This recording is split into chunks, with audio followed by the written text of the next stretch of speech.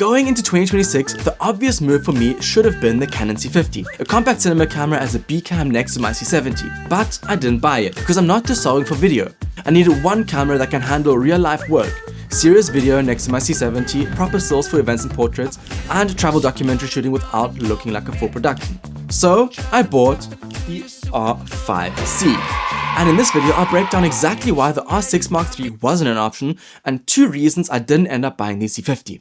My C70 is still my main workhorse. I love it because it's built for video. It's reliable and has a professional workflow. But sometimes it's just not the right camera for the job. Sometimes I need a camera that doesn't look like a production, can do the odd social media gig, and can still do what the C70 does. But pure photo bodies often feel like they're pretending to be video cameras. Just like my Canon R6. It is great for photos, but for real video work I kept running into limits. Overheating, no shutter angle, and no internal RAW. I usually shoot photos for events and weddings, and to be honest, the R6 is more than perfect for that. But sometimes I'm shooting video, sometimes I need to grab stills, and sometimes I'm doing both across a day. And I want one camera that can handle both without drama. But the real thing that triggered the search was a documentary I'm currently working on. I've already cut the teaser, written the treatment, started mapping the budget, and started planning the gear that I can realistically bring as a solo shooter. And that's when the camera question became unavoidable. This project will take me through different African countries, and in certain places, gear that looks too professional can turn border control into a headache. I know people who film all over Africa and the stories keep repeating, so I wanted a setup that looks like a photo camera without giving up a serious video workflow. If you want context, the teaser is linked in the description, and if you believe in the project and you want to support it, there's also a way to donate. No pressure at all, but it genuinely helps getting this thing off the ground. So let me walk you through my non-negotiables first, and then I'll explain exactly why the R6 Mark III and the C50 didn't make sense for me. Number 1, it has to keep up with my video workflow as the B cam to my C70. Meaning, I don't want the camera to be the weak link when I'm rolling for real. And I want things like shutter angle and timecode in the ecosystem because that's one less thing to babysit on set, especially on long days and bigger productions. Number 2, it has to excel at stills. Not, yeah, it can take photos. I mean, I can travel with it and shoot proper photo work without compromise. This matters for my paid work, weddings, events, and occasional portraits or headshots. I want a camera where I'm confident handing over stills if I need to, not just treating photos as an afterthought.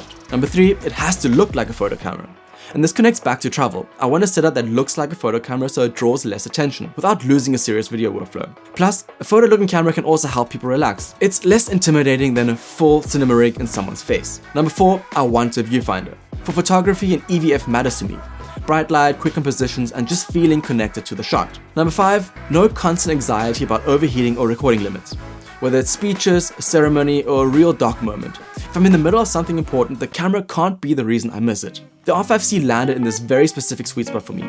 It's a legit stills camera body in how it feels and how it's perceived, but it's also built to behave like a video camera in the moments where hybrids usually start making excuses. It fits the way I shoot, run and gun doc, unpredictable timelines, and I want the camera to be ready when things happen. It's basically I can travel with this and still deliver professional video camera, while still being a camera I actually want in my hands for photos. A fun fact, my cage on here fits both my R5C and the R6, which means it's the exact same body and form factor, except for like the screen up here, the fan at the back, like timecode on the side here, this flash sync over here, which drives home my point. It looks and feels like a photo camera. But then there's vertical content and gimbal work. More and more client deliverables are 9x16, and the R5C makes it easier while still feeling like a proper camera. Now, could you argue that for most social media content a phone is enough? Sure, 90% of the time a phone is all you need. But here's the reality. I can't show up to a paid client shoot with a phone or an Osmo Pocket 3 and expect every client to understand the value, unless they already really understand social media. For many businesses, what you bring signals professionalism and trust, so the R5C lets me work fast and modern without sacrificing the "this is a pro shoot" expectation. So why not the R6 Mark III? Because for me, it lands in the same category as the R6 Mark II, which I also had for a while. It's amazing in a lot of ways, but it doesn't hold up on the video end of things the way I need it to. When I'm shooting videos, I don't want to be thinking, is it going to overheat today? Do I need to change how I shoot because the camera can't sustain it? Am I juggling settings that a cinema style workflow would just solve? I want the camera to adapt to the shoot, not the other way around. And personally, shutter angle is one of those small workflow things that removes friction. Just like having timecode as an option when I need it. If I'm buying one hybrid to bridge photo and video at a high level, I don't want to feel like I'm compromising every time the job becomes more video heavy. And this is where the C50 decision gets interesting.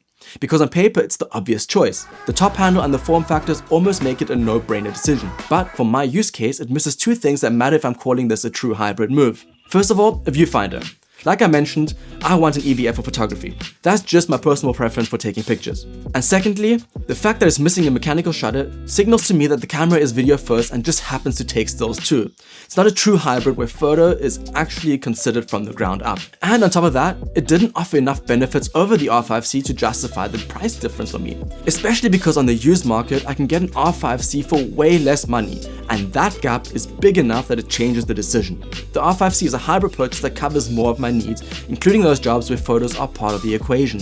Now, I'm not saying the R5C is perfect. The battery life isn't the greatest, even though it's come a long way, but it's my B cam. The C70 does the heavy lifting, so in my real workflow, it's not a deal breaker. The micro HDMI port feels less solid than a full-size HDMI, and lastly, the missing audio inputs. But I'm okay with the trade-offs because of what I gain. I'm choosing a camera that's more photo body in feel and footprint, while still giving me the video behavior that I need when it counts. I can use external audio recorders or get the Tascam audio adapter if I need to. And I'd rather accept a few annoyances than accept a camera that forces me to change how I shoot. Because the camera that I actually carry, can travel with, and can use in more places beats the perfect camera that stays at home. If you're mostly a photographer who occasionally shoots clips, or a videographer who doesn't need the photo options, you might not need what I need. But if you're like me, a video-first workflow, and you still shoot photos for events and weddings and need to deliver the occasional portrait and headshot, the R5C makes a lot of sense going into 2026, especially for me considering the documentary that I'm going to work on this year. And one more thing, I'm considering doing a giveaway of my R6 once I hit 1,000 subscribers, just as a way to give back. If I do it, I'll post the exact rules and details in the description and on my socials. If you enjoyed this video, consider leaving a thumbs up and comment down below what camera best suits your workflow and what you do. Follow along for more videos on my journey as a filmmaker and BTS content. See you in the next one. Bye.